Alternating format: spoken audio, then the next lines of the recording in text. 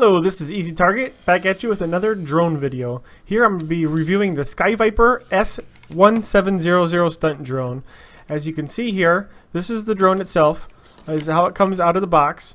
No prop guards are installed, but you can have the prop guards. I did forget to film the prop guards, but they're pretty easy to put on. You get one battery, it has a little case on it, but you just slide this guy right on the bottom of the drone. Goes in pretty good. It holds this one pretty easily.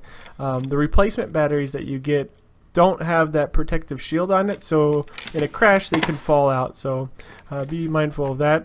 It is pretty easy to indicate the orientation of the drone, with the green being the front, the black being the back, so you know which way you're facing basically at all times. Plus you got the lights underneath. This is the controller. Pretty standard for a toy drone. That's the stunt button right there. To link it up whenever you crash or something and you reset it up, is just press the stunt button and then you push the auto launch button after you reorientate it on the ground. That's how you set it up. That little switch there in the middle is the modes from 1 to 3. I recommend just flying on 3. That's the fastest mode. It turns around and it just flies much better that way. You have the adjustments for all the different trying to make it hover right on that controller as well. But that's the cord for charging it. It's very simple. You just plug it in like that. Then you just get any USB charger that you have in the house. You can just go ahead and plug it into the wall, and then bam, it charges in about, I think this was about 30 to 45 minutes to get a full charge. A light on the actual USB will pop or turn on red, and then it'll go off whenever it's charged. But let's go ahead and get into some of the flights here. I'm gonna fly it around. It's just in my garage, so I don't have a lot of space for it to go around, so I will crash from time to time. But it flies very well inside. I don't recommend flying outside because whoopsies. I don't recommend flying outside because of the wind. If it's very windy around you, you may have a hard time, especially for learning. I had it taken away from me a couple times. One time I got it stuck in a tree that was really tall. I had to get a baseball with a string, taped it on there, and I spent like an hour trying to get it out of that tree, but I finally got it out of there. I finally got it back. But with the different modes, you can just flip around by pushing that stunt button, push the direction you want to go, front, back, left, right. It'll go either way. But after a stunt, it does lack on recovery, so you'll wobble around a little bit, as you'll notice on some of my flips and stuff. See right there, it hits the ground. That's one of the flaws with this, but it is a toy drone. For being a toy drone, it works really good. You can run this thing into the wall without the guards on, and it basically, you just pick it back up and you keep going. I've recently picked up a hobby grade drone, the King Kong 90 GT, and that thing is a beast, but if you crash that thing, it will break a prop. So that's the thing that I've been running into. Oh man, another crash. So this guy right here, I ran into the wall several times, as you'll see in this video.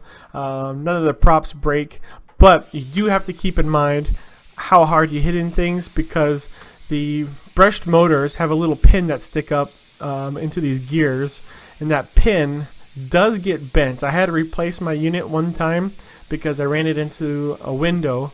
I was trying to get my dad's attention, actually. I ran it into the window, but it basically bent my shafts for going to my props, and then obviously the props didn't spin right, so the gears got all messed up and it was just a big mess. Didn't work at all. I had to take it back. For a beginner drone, this is a pretty dang good one to start off on. It gets you used to orientation, so you can fly around. The one downside is it doesn't have the air mode or acro mode, whatever you want to call it, so you can have full control over your drone. It's always in like a self-leveling mode. Then you have to press the stunt button to do anything major like flips or anything like that. So do keep that in mind if you want to learn that acro mode or air mode, that you do want to get like a hobby grade one. They're starting to make some little toy ones that actually have the acro mode, that actually use the software as the larger drones. Oh, real quick right there, I was just showing you how to rebind it. Was once you crash and get not level anymore, or you flip upside down, you have to press that stunt button plus the auto takeoff button to get it synced up again once you have it on the flat surface. But this thing flies perfect whenever there's no wind. It flies, or I guess almost perfect, because it does wobble and stuff whenever you make a tight corner or you're doing those stunts. But I very much like this one for being my first drone to play around with, especially on how durable it was. The batteries are really easy to find because they're at Toys R Us, they're at Walmart, Target. You can find this drone stuff everywhere, and you don't have to wait for an order to come in from China or something like that, like you do for the hobby grade ones. But for the remaining part of this video, I'm just going to be flying it around, trying to waste the battery, see how long we can go. If you want to figure out how long this battery lasts, jump to about 8 minutes or so in the video, 8 minutes 30 seconds or something like that. And then I will start having some pros and cons for this drone, and where I recommend flying it, which I already kind of went over indoors. But here you go.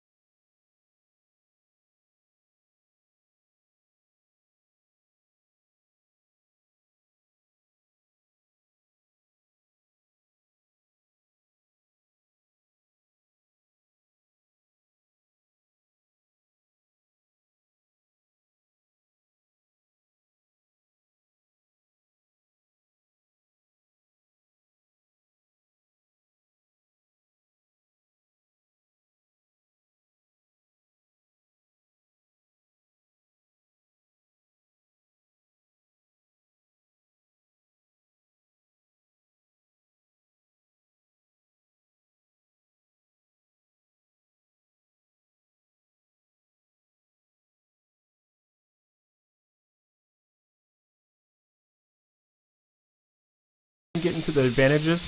For overall, this is about a 7-minute fly time for this, which is pretty good for a drone in general. Batteries are easy to find, like I said, very durable, and easy to fly for the most part. And then let's go ahead and move on over to the cons for this drone. Alright, here we go. It's wobbly after tricks or fast corner, so that's the one downside to it, really. Very hard to fly in wind. You're always fighting it. Replacement batteries are smaller, so they fall out of the drone whenever you crash hard. I recommend flying indoors like a gym or a calm day. But that's just about it for this drone. As always, thank you very much for watching. If you liked the video, thumbs up. If not, thumbs down. But this is easy, and I'm out.